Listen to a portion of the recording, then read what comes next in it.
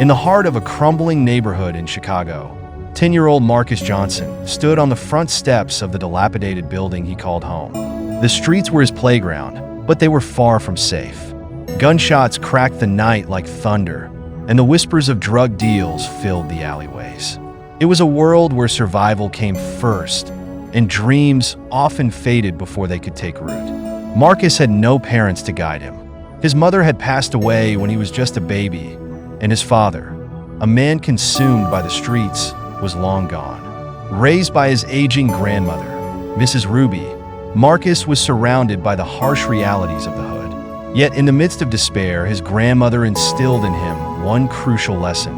Marcus, the streets don't love nobody, but you're better than the streets. Life for Marcus was a constant test of resilience. At school, his classmates teased him for wearing hand-me-down clothes that never quite fit. At home, the electricity was cut off more often than not, leaving him to do his homework by candlelight. Yet Marcus was determined. He buried himself in books from the local library and dreamed of a life far removed from the chaos around him. The streets, however, were relentless.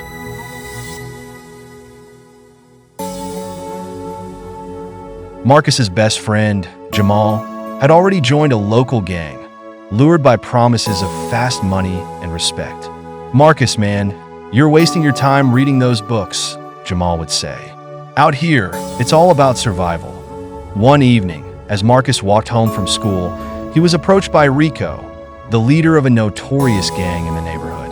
Rico was a man who commanded both fear and respect. "Marcus," Rico began, "you're a smart kid. We could use someone like you. Stick with us, and you'll never have to worry about food or clothes again." Marcus hesitated. The offer was tempting, but he remembered his grandmother's words and shook his head. "I'm not interested, Rico." Rico smirked. "You'll change your mind. Everybody does."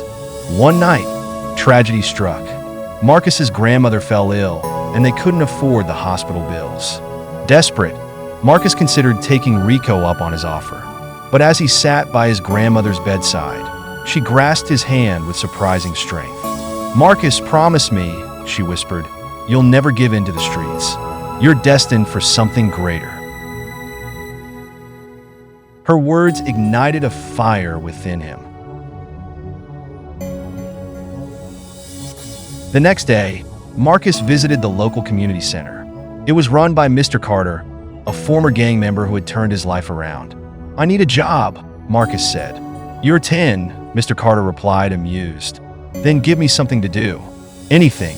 Impressed by Marcus's determination, Mr. Carter put him to work cleaning the center. In return, he gave Marcus guidance, helping him with schoolwork and teaching him life skills.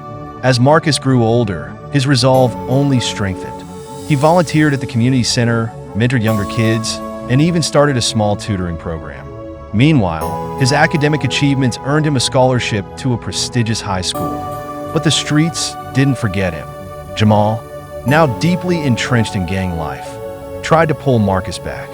"You're acting like you're better than us," Jamal said one day, his voice filled with bitterness. "I'm not better than anyone," Marcus replied. "I just want something different."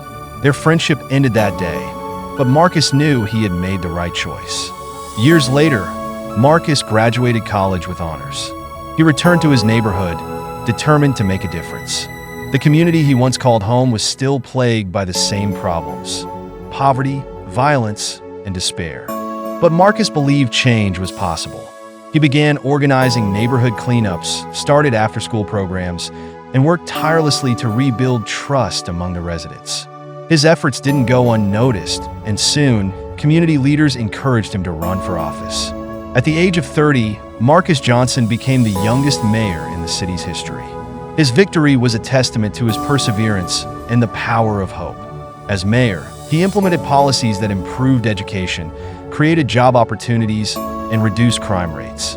One day, as Marcus walked through his old neighborhood, he stopped by the community center. It was bustling with activity, filled with kids who reminded him of himself. "Mayor Johnson," a young boy called out. "How'd you do it? How'd you make it out?" Marcus knelt down to the boy's level and smiled. "I never gave up," he said, "and I never let the streets define me." Marcus Johnson's story became a beacon of hope for others, proving that even in the darkest circumstances, it's possible to rise above and create a brighter future. His journey was a reminder that the choices we make can not only change our lives, but inspire those around us to dream bigger and strive harder.